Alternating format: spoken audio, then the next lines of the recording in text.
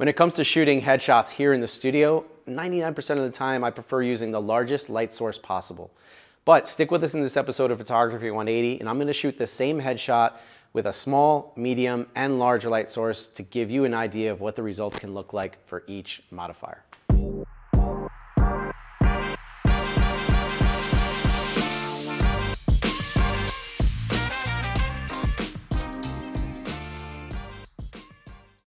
So welcome back to the series, everyone. Again, this episode is all about comparing 3 different size modifiers and how they affect doing a headshot in studio.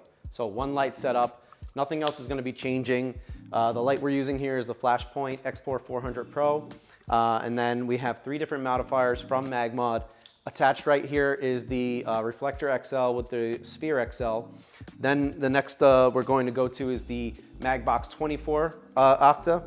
And then we have the 42 Octa. So again, I know right away that my preference is going to be the last one that we finished with here.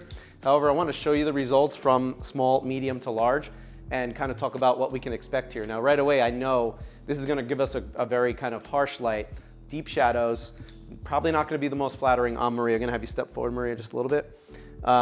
We're keeping it pretty much at a 45. The distance will change just a little bit as the size of the modifiers change because we want to keep sort of that edge of the light consistent distance. We'll likely have to adjust power as well because different diffusions on each of these will create different power levels to get to that right exposure. For now, the first shot I'm going to do is, again, with the Reflector and Sphere XL attached. I'm at 1/125th and f3.2. Maria, going to have you turn your shoulders just a little bit. Good. 1, 2, 3. Now, right away, that first shot looks a little overexposed, so I'm going to drop it down from 1/64th to 1/128th. Good, 1, 2. But again, this light is just not flattering for this type of portrait. We're really getting those really hard shadows, as you're gonna see in the example.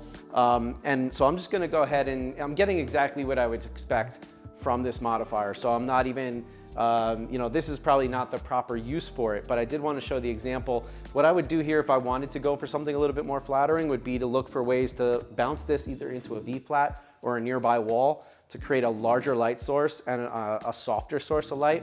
That would be the best solution if you were only equipped with a smaller light source. But let's move on to the middle size 24 MagBox Pro.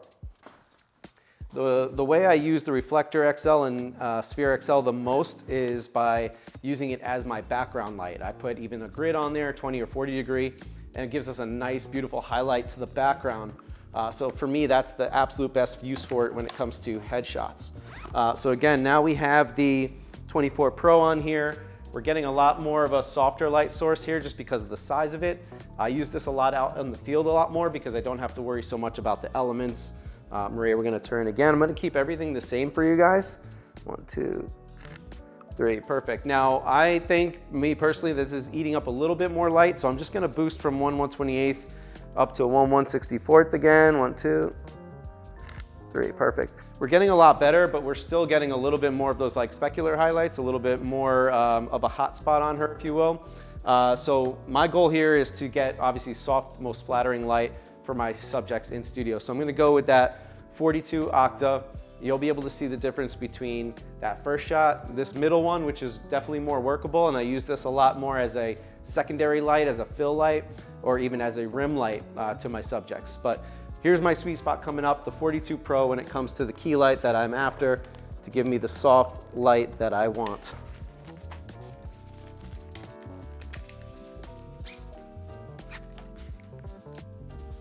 Okay, perfect. So again, I'm gonna keep the power. We had it at 1/64th.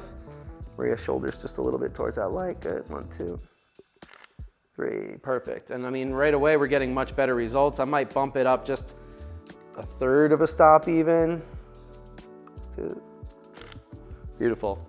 So I think you could tell by looking at each of the results from the small, medium, and large modifiers that the large modifier gave us the most flattering results for Maria. Now, it doesn't mean that each client is going to be different and one light source may work better for that particular person or for that particular style of portrait that you're trying to create. However, when we're going for a very simple, clean, soft light, I'm gonna go with the biggest modifier possible, which in 99% of the time is the 42 MagBox Pro. That's what I love to use. What you love to use is up to you guys. I just wanted to show you the example of how each of these 3 different size modifiers can have an effect on your results. So hope this video has been helpful. Leave any comments down below or questions. I'll be happy to get right back to you, and I look forward to seeing everyone again next week on Photography 180.